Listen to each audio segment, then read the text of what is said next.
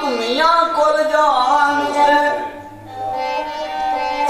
आख्या हूं असल मकसद कर दे पेश इत्थे छड़ लंबड़ी सोच विचार अजमत ओ नेड़े पिंड की शहर बगदाद दे सी मशहूर ओ मुल्क दी यार एक मर्द औरत उथे वसदे सन चंगे माड़ियां दे खिदमतगार अजमत सारी उम्र औलाद नूं सहकदे रहे मौला पुत्र दिता सी आखिरकार अजमत अला भाई को पुत्र ते दमा दी जिंदगी वेख वेख के दोवें निहाल हुंदे घड़ी पलक ना खान वसायो दा जिगर जाए खेडन नाल नाल हुंदे अल्लाह दी जात पाक ने पिछली उम्र एक बच्चा दे दिता जिदे नाल ओना दी जिंदगी जेड़ी है ओ होशियार हो के दलेरियां कर लियां कि अल्लाह दी जात पाक ने सानू औलाद दे दी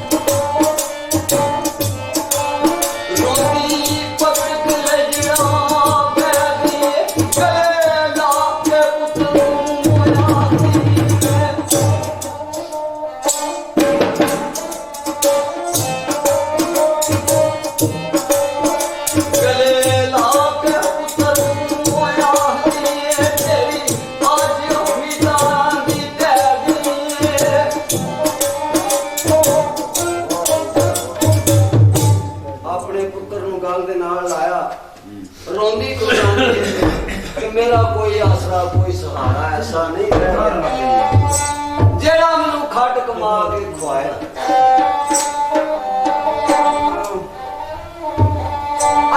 आखिरकार केड़ा कम कर दिया पुत्र को त्यासा उम्मीदा रख के दिन जिंदगी दे लग पे कटन कि मेरा पुत्र जवान होगा मैनू खट कमा के खवाएगा।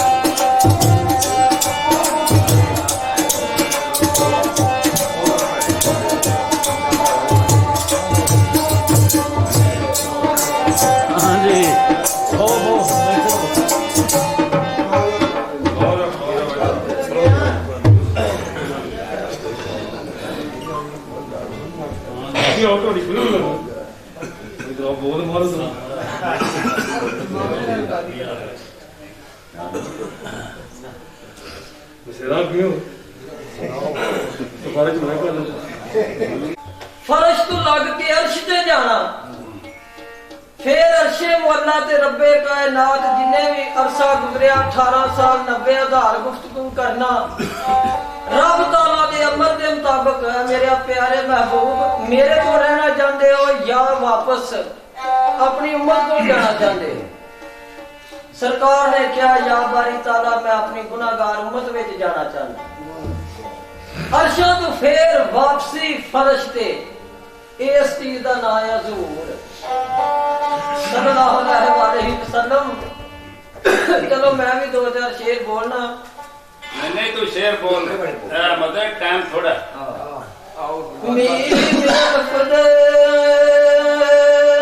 सिर दा ताज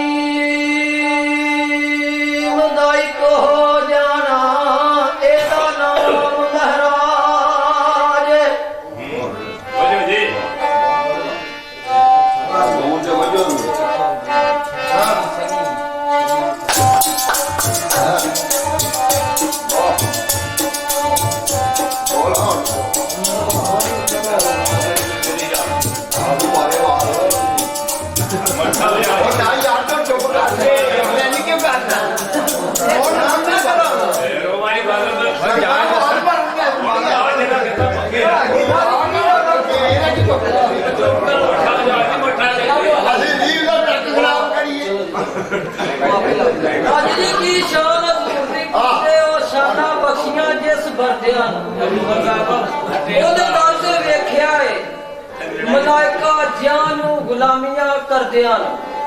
मैं ते इस विचार विच डुब जाना किधरे वेखा मैं इश्क विच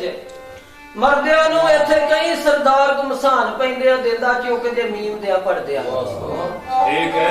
ओ करा की बेहद वे तारीफ उसदी ओ तालम बेहद मैं कभी करया ओ के बड़ी बेहद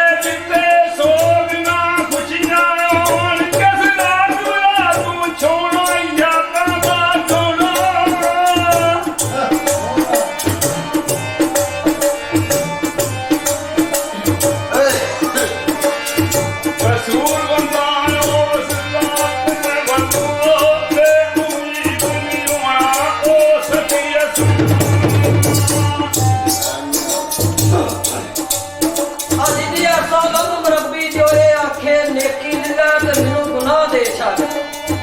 ਨਹੀਂ ਸੁਣਦਾ ਕਿ ਆਖ ਜਿਸ ਦੀ ਨਜ਼ਰ ਸਰੀਰ ਦੀ ਤੁਲ ਪਾਖੇ ਦਿੰਦਾ ਮੈਨੂੰ ਗੁਨਾਹ ਦੇ ਇਹ ਛੱਡ। ਸੇਵਾ ਤੇ ਸ਼ਬਦ ਨੂੰ ਤੂੰ ਚੰਗਾ ਨਹੀਂ ਲੱਗਦਾ ਲੱਗੇਗਾ